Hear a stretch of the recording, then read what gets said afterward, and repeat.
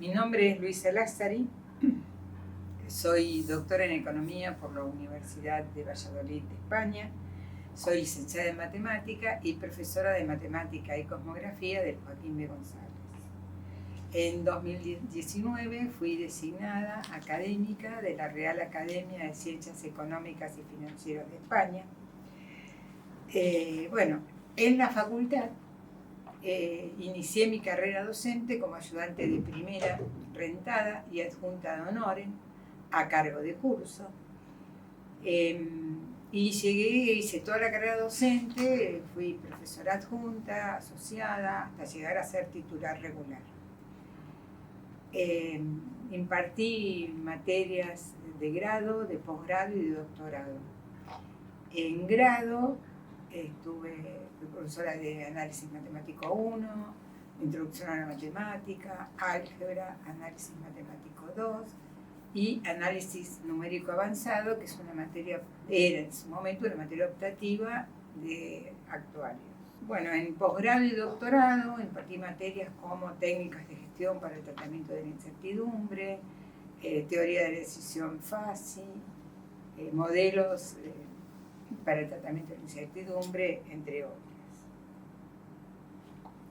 Bueno, actualmente soy profesora titular consulta ad honorem de la Facultad de Ciencias Económicas de la Universidad de Buenos Aires, investigadora del IEP, y también integro la Comisión de Evaluación de Actividades de Investigación, donde evaluamos proyectos, becarios e investigadores de la facultad. En el Joaquín, el profesorado, tuve de profesor en Geometría Analítica a Roberto Quequi, que era titular de acá de Introducción a la Matemática. Tuvimos la oportunidad de encontrarnos cuando yo ya era licenciada en Matemática en el profesorado de Adrogué, donde él había sido fundador y era profesor, y entonces él me invitó a venir acá a hacer su adjunta porque quería en su cátedra que hubiera una licenciada en Matemática que no había. En esa época, en el departamento de Matemática, se desempeñaban profesores muy prestigiosos, muchos del Joaquín, de Ingeniería, de la UBA y de otras facultades, entre otros Juan Foncuberta, Eber Rabuffetti, que venían con toda la formación última de matemática, la llamada matemática moderna.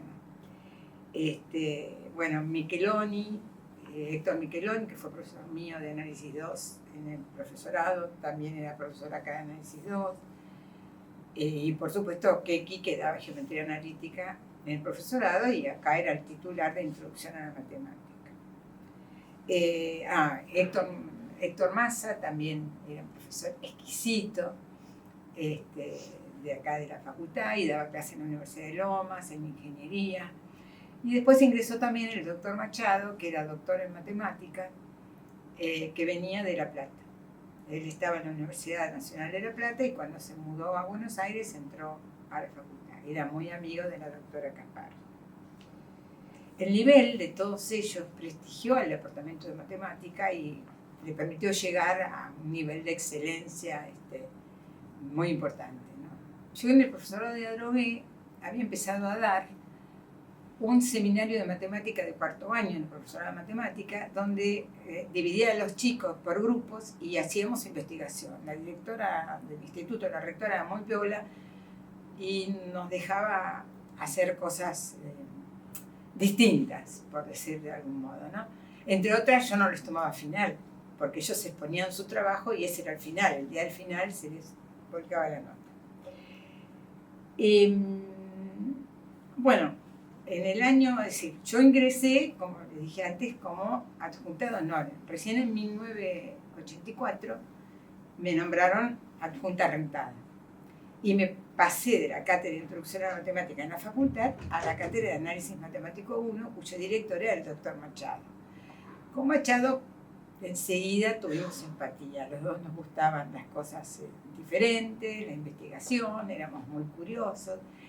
Y en esa época era la única sede de la facultad. Y había una sala de profesores muy grande abajo, en planta baja del edificio tradicional. Y ahí nos reuníamos, teníamos cafecito y charlábamos. Y entonces un día le pregunto a Machado qué tema podía tirarles a mis alumnos, porque uno siempre tiende a repetirse. Entonces me contó que su hijo, que vivía en Estados Unidos, que es astrónomo, le estaba enviando unos libros que era de teoría de conjuntos borrosos, escritos por Kauffman y uno Kauffman y Busta. Introducción a su fase aritmética y el otro creo que era Introducción a la teoría de conjuntos, una cosa así.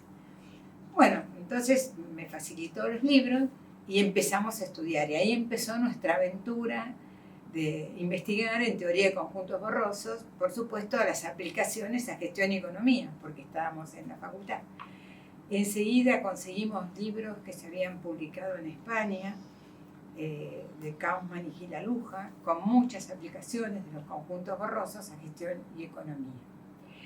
Paralelamente a esto, en la cátedra de teoría de la decisión a cargo del doctor Rodolfo Pérez, estaban empezando a estudiar el tema.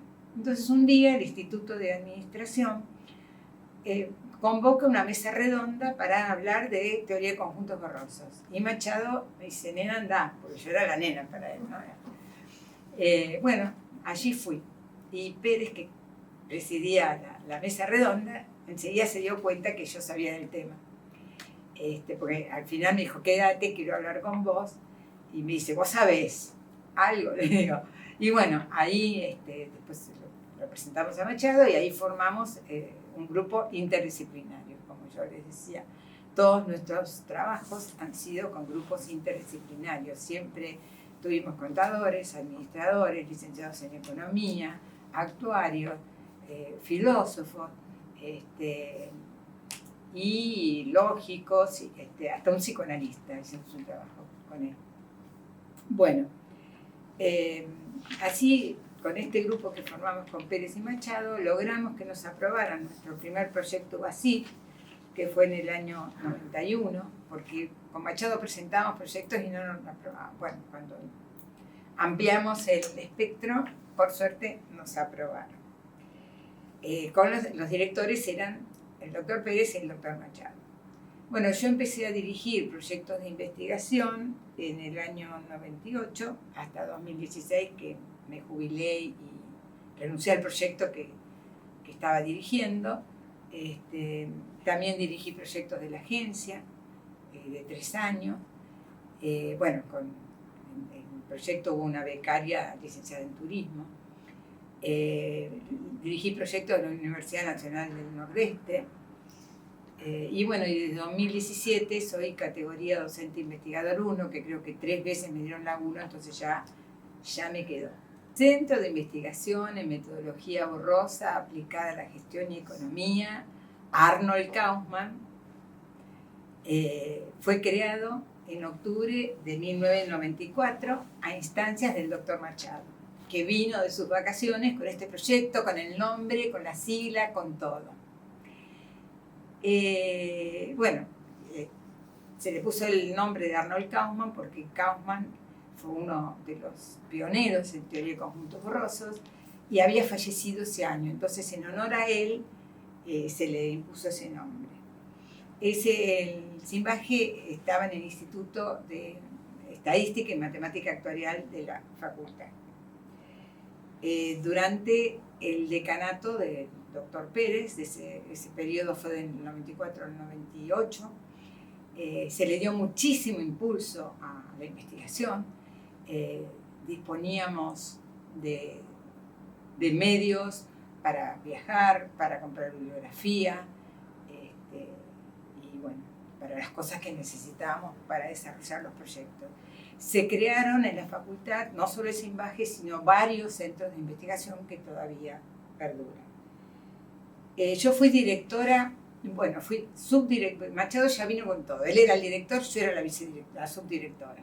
Desde que se creó hasta el 2000, en que el doctor Machado, si bien ya estaba jubilado, era consulto, se retiró. Y entonces quedé yo a cargo de la dirección en el año 2000 hasta el 2016, que cuando me jubilé renuncié. Y pasé a ser investigadora del IEM.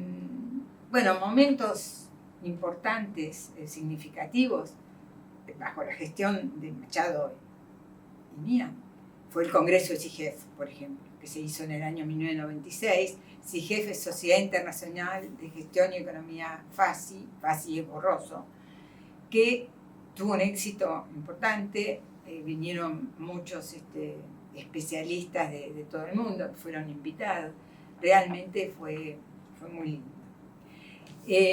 Bueno, dentro del Simbaje hicimos un ciclo de cine, no se olviden que yo soy matemática, entonces la matemática está en mi corazón, se llamaba La Matemática y el Cine. La primera película que proyectamos fue Moebius y conseguimos que viniera el director de fotografía de la película, que fue excelente, porque nos contestó todas nuestras preguntas, fue muy lindo. Después dimos Pi, después no sé qué más, pero no duró, eso fue en el 2003. No duró mucho, porque había un microcine en el primer piso, que también se daba clase, entonces a veces hacíamos toda la convocatoria y estaba el aula ocupada, y teníamos que suspenderlo, y bueno, eso la gente después ya no venía. Y otra cosa, teníamos que ir a un videoclub del barrio a alquilar la película nosotros, no teníamos recursos, bueno, me hablabas del problema de gestión, hay algo. Y después otro momento que a mí me pareció muy llamativo. Nosotros íbamos todos los años a unas jornadas de matemática de profesores de ciencias económicas y afines, que se hacían en distintas ciudades del interior del país. Bueno, en Formosa se hizo una que nos pidieron algo para una noche de talentos. Eso fue en el año 2006. Bueno, como nosotros ninguno bailaba, ni cantaba, ni quería aparecer en un escenario, dijimos, bueno, ¿qué podemos hacer? Y yo estaba dirigiendo una tesis de fractales. Hicimos un audiovisual, la matemática a través de los fractales, con Patricia Moya, que a esa altura era mi subdirectora, Mariano Eris, Andrea Parma, y creo que nadie más. Y realmente, claro, esto se hizo en un teatrito chiquito allá en Formosa, en la ciudad de Formosa. Todo el mundo hizo sketch, bailó, contó chistes, qué sé yo. Y cuando pusimos los nuestros, medio que después me contaron que decían Luisa siempre con matemática, y que cuando la música era las 4 estaciones de Vivaldi, el sonido era espectacular. Bueno, fue muy lindo, la verdad que es el día de hoy que lo recuerdo y me maravillo de las cosas que hacíamos, porque el equipo era bárbaro. El problema es que no teníamos medios económicos ya para pagarle a los chicos y los chicos iban yendo, ¿no? Bueno, recibimos varios premios. El primero fue en el año 91, una mención al mérito del trabajo de investigación, modelos para la investigación de efectos olvidados, por sus valores de comunicación y divulgación científica en la Expociencia del 91 de la Universidad de Buenos Aires. En el 95 ganamos una estatuilla de bronce y plata por el proyecto UBACIT, Aplicaciones de la Matemática Borrosa a Temas de Gestión y Economía, por haber sido seleccionado como uno de los 7 mejores proyectos de la Expociencia 95. En 2004, la Universidad Nacional del Nordeste nos dio un diploma de honor en la categoría Servicios por un proyecto que yo dirigía, que era de allá, aplicaciones de nuevas tecnologías en la investigación de mercados en pymes y MIPYMES de Roque Sáenz Peña. Y en el 2005 ganamos el segundo Premio Nacional de Economía con un libro, Teoría de la Decisión Fácil, cuyos autores éramos el trío, Machado, Pérez y yo. Fue una sorpresa, lamentablemente el doctor Pérez ya había fallecido, y Maki, que era el editor, lo había editado él también, porque yo siempre recuerdo que cuando fui a pedirle los libros que había que presentar, porque yo era la que quería presentarme a este concurso, había que presentar, no sé, creo que 9 libros, entonces le fui a pedir y le digo, imagínese, señor Maki, cuando vea en la vidriera nuestro libro con el cartelito. Bueno, Maki ya había muerto. Yo me acuerdo que hablé con la hija y le dije, yo hablé con tu papá y pensaba el libro con el cartelito del segundo Premio Nacional de Economía. Bueno, y fue algo que se nos cumplió, ¿no? La verdad que muy bueno. Bueno, entre las producciones más significativas, una es Teoría de la decisión fácil, que ganó el premio. Comportamiento del consumidor desde una perspectiva fácil, una aplicación a turismo, ese libro lo escribí yo, en realidad era el resultado de mi tesis de doctorado, lo publicó la editorial del Consejo Profesional de Ciencias Económicas en el año 2010. Después, como resultado del proyecto de la agencia Turismo Joven en Argentina, la facultad nos publicó 3 libritos en 2010, 2011 y 2012. Bueno, allí teníamos la licenciada en turismo que integraba nuestro grupo y todo el equipo del Simbaje, y además había investigadores de la Universidad de Córdoba, de la Universidad de Misiones, y no me acuerdo, de Concordia también. Hicimos alrededor de 20.000 encuestas. Analizamos las vacaciones de verano y de invierno del 2009 y del 2010. Y tomamos como nuestra población estudiantes de universidades nacionales. Porque eran chicos que realmente tenían la posibilidad de ir de vacaciones solos, porque eso es lo que queríamos ver, ¿no? Bueno, sacamos una predicción de demanda y la verdad que estos libritos fueron muy lindos, editados por la facultad. Otra obra que me parece que fue interesante, Conjuntos borrosos y aplicaciones a la programación lineal. Ese fue el resultado, fue en el año 2001 que la facultad publicó el libro, el resultado del primer proyecto de investigación que yo dirigí, y paralelo a que salir el libro, impartí un curso sobre programación lineal borrosa, al cual asistió mucha gente, había 50, 60 personas, que era difícil juntar tanta gente en un tema tan específico. Muchos de ellos eran de exactas, de matemática y de informática, y de ciencias de la computación, ¿no? Y fue un orgullo para nosotros que gente de exactas viniera a cursar algo a la Facultad de Ciencias Económicas, y que nos felicitaran y nos pidieran que les avisáramos si hacíamos algo parecido. Bueno, el libro, por supuesto, además se daba sin cargo, era muy generoso todo acá en la facultad en esa época, y se lo llevaron, por supuesto, con mucho gusto. Fue el primer libro, creo que es el único, que hay de programación lineal borrosa escrito en español. Éramos un equipo, yo coordinaba, pero fueron todos los integrantes del proyecto. Bueno, además de eso, hemos publicado en revistas de la especialidad importantes, en particular numerosos trabajos sobre pobreza. Bueno, al Simbaje vinieron muchos profesores visitantes internacionales, especialistas en lógica borrosa. Entre otros, Enric Trilla y Jaime Gilaluja de España, Eli Sánchez de Francia, venían a dar cursos, talleres, conferencias. George Clear y Enrique Ruspini de Estados Unidos, Hernán Vigier de la Universidad Nacional del Sudoeste, Antonio Terceño Gómez y Gloria Barberá de la Universidad Rovira y Virgili de España. Bueno, también tuvimos estancias de investigación. Ángel Gento fue uno de ellos que estuvo 2 meses acá, porque para los españoles es muy fuerte, venía a su estancia, claro, y ese era, porque ya no sé, el único centro de investigación donde se especializaba en teoría de conjuntos borrosos. También vino un Jesús Domecq Moré de Brasil. Él nos vio por internet, nos escribió y nos dijo si podía venir. Bueno, estuvo acá 15 días trabajando con nosotros. Llegamos a tener una biblioteca sobre FACICET muy importante, porque en esa época, bueno, no teníamos el acceso que tenemos ahora, virtual, por internet.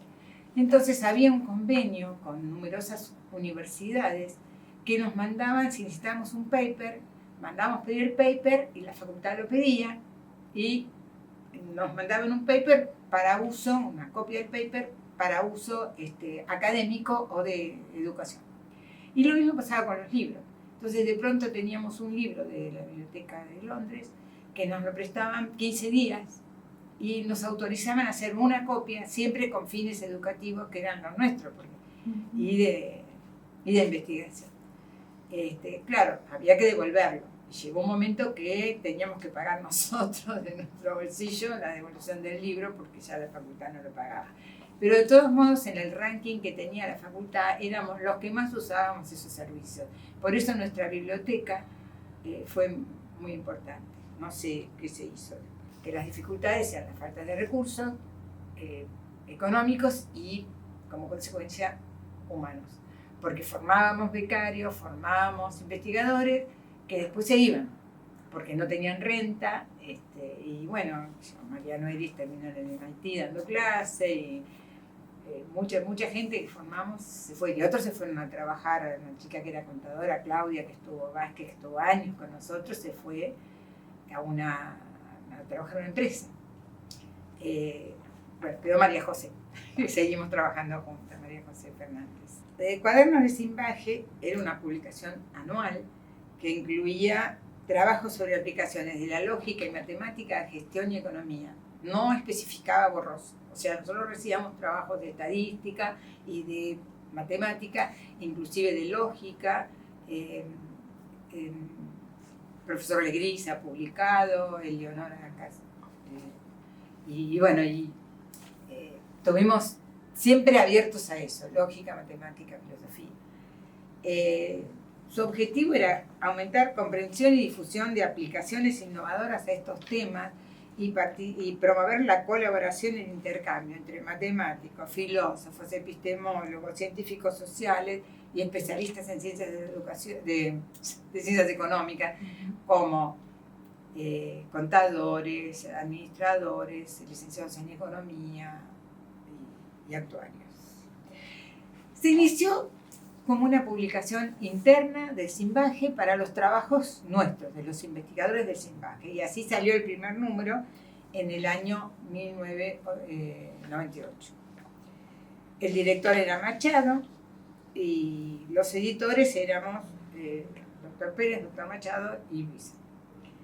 Bueno, a partir del número 2 empezamos a incorporar artículos de autores externos a la facultad.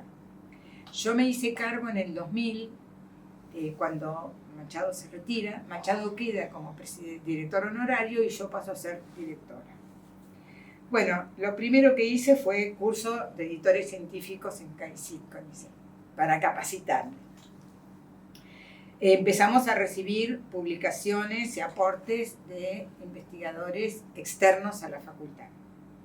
Tramitamos el ISSN de papel.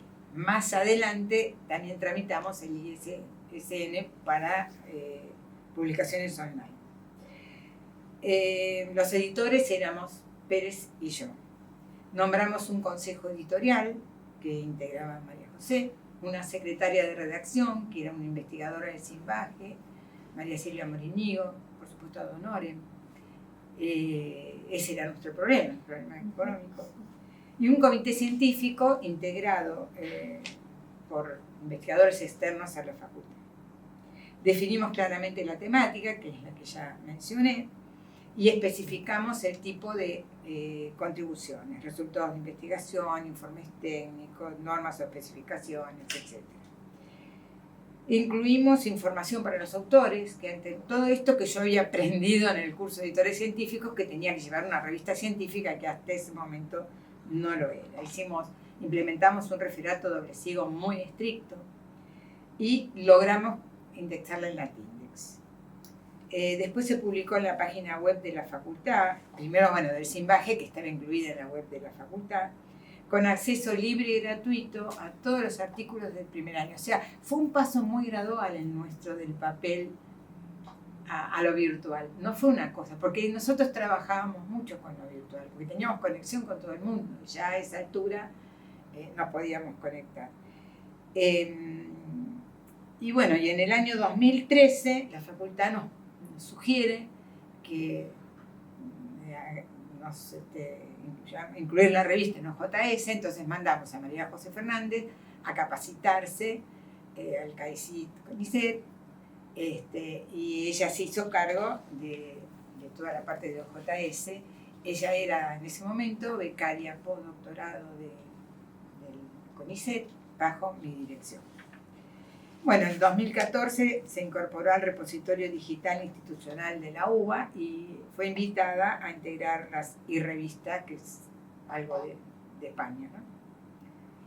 Y bueno, ahí ya estamos en 2014, ya estaba. Bueno, la enseñanza de la matemática fue siempre mi tema de interés y preocupación. Nunca seguí las directivas de lo que me enseñaron en práctica en el profesorado, porque yo era muy atípica y muy descontracturada, sobre todo cuando enseñaba matemáticas para no matemáticos, como es el caso de la facultad. Llegué a ser experta de la OEA en un tiempo que di cursos por el interior del país. Yo era muy jovencita, qué sé yo, parece que sabía. Y nos pagaban todos los gastos y $10 la hora, que era un montonazo, era mucho, mucho dinero para esa época. Siempre traté de que mis clases no fueran expositivas, o sea, no cambió mucho mi forma de dar clases. Quería que fueran interactivas. A pesar de tener cursos muy numerosos, acá teníamos 100, 120, 180, yo trataba, si podía, empezar motivando con un problema, un jueguito, una adivinanza, vinculado con el tema teórico a desarrollar. En el año 2000 y 2001, la editorial Economizarte del Centro de Estudiantes publicó un librito con muchas de esas cosas que yo había escrito, que yo llamé Entretenimientos Didácticos de Matemática. Lamentablemente ese librito se perdió porque, no sé, se vendió todo y ya no se publicó. También fui de las primeras en utilizar medios de proyección. En el 91, que empezamos a dar cursos de doctorado, yo hacía las transparencias en mi casa escribiendo. En la facultad había retroproyector que nadie usaba. Y yo siempre andaba detrás del retroproyector. Lo mismo había usado en el profesorado de Adrogué. Entonces, primero a mano y después ya se podían imprimir en las impresoras de chorro de tinta. Entonces era un gasto porque eran caras las transparencias. Bueno, y después pasamos al cañón cuando dispusimos de ese medio. La idea es exponer, bueno, eran pantallas, pero justamente era atrapar la atención de los alumnos y el interés, y que no tuvieran que copiar cosas y que pudieran atender, participar de la clase. Porque después que el primer curso que di con todas las transparencias que hice en computadora, que fue lo primero que hice en computadora en mi casa, se publicó un libro. No sé dónde, quién había donado algo de dinero, no sé qué fundación, y que nosotros llamamos el libro blanco, se llama Técnicas de Gestión para el Tratamiento de la Incertidumbre, que era el nombre del curso que dábamos, y son todas las transparencias del curso. Entonces a los alumnos que venían a cursar se les daba el libro, y ellos no tenían, o sea, podían aclarar, porque era transparencia, o sea, había poca información y con letra muy grande. Pero era muy útil para las clases, realmente facilitaba mucho la comprensión y el interés de los alumnos. Por otro lado, el Departamento de Matemática de la Facultad fue pionero en la enseñanza a distancia. En el 99 yo participé de un manual que se llamaba Álgebra a Distancia, que escribimos, éramos 4 titulares, todas mujeres de álgebra, que eran Beatriz Montero, Elba Font, Silvia Thompson y yo. Entre las 4, bueno, nos repartimos capítulos y escribimos ese manual y un libro para que los chicos tuvieran para estudiar. Había un programa a distancia con nuevas tecnologías de la facultad. Ese libro también fue publicado por la facultad. Actualmente, un cambio es que puede ser la enseñanza presencial, virtual o híbrida. Antes era siempre presencial. Ese es un cambio fundamental. Pero mi manera de dar clase siempre fue loca, digamos, siempre disruptiva, no sé, siempre buscando provocar al alumno para que participe, para que se interese. Y eso, bueno, actualmente también se emplea inteligencia artificial y hay que tratar de advertir a los alumnos que no dejen de controlar porque pueden producirse errores. Desde el punto de vista teórico se sigue desarrollando y avanzando mucho. La mayoría de los trabajos o muchos son de autores chinos o japoneses. Los españoles y los mexicanos producen más aplicaciones a gestión y economía. En cuanto a nuestro grupo, los últimos 5 años yo coordiné un proyecto CIEMSI de la Red de Ciencia y Tecnología para el Desarrollo, que integrábamos 10 países de Iberoamérica. Bueno, ahí yo con María José dimos algunos seminarios que eran virtuales, pero eran para todos. Y también estuve dando el doctorado de una universidad chilena, que me invitaban los integrantes del proyecto de Chile, bueno, porque son temas que todavía siguen provocando bastante atención. Hemos desarrollado modelos para estudio de la pobreza del enfoque de los derechos humanos, mediante el empleo de herramientas tales como relaciones borrosas, matrices de incidencia, efectos olvidados, teoría de afinidad.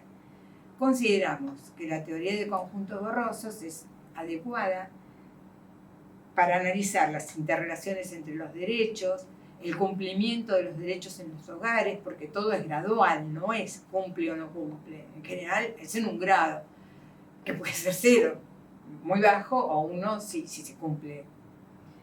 Bien, y también hemos hecho algún modelo para asignar los recursos de los planes sociales de una manera más equitativa o más correcta. Diseñamos un modelo fácil para el estudio de la pobreza, donde hay un indicador de pobreza que utiliza la ponderación de los derechos humanos y combina derechos humanos y la parte económica, o sea, los dos modelos de estudiar la pobreza. Eso es un capítulo de un libro que va a publicar la RACEF. RACEF es la Real Academia de Ciencias Económicas y Financieras de España. Por otro lado, hemos colaborado también con capítulos de 2 libros más de este proyecto y bueno, hay numerosas publicaciones. Introducción a la matemática pasó a ser álgebra. Los temas que se sacaron fueron lógica y teoría de conjuntos en realidad. Pero después, esas 2 materias que son las de contabilidad, que tienen los contadores, son iguales. Y en economía o actuarios se cambiaron nombres. Lo que era análisis matemático 2 pasó a ser matemática aplicada 1. Y lo que era matemática para economistas pasó a ser matemática aplicada 2. Se sacaron algunas cosas y se pusieron otras. Se trató de agrupar lo estático en una de las materias, lo dinámico en otra, pero más o menos es lo mismo.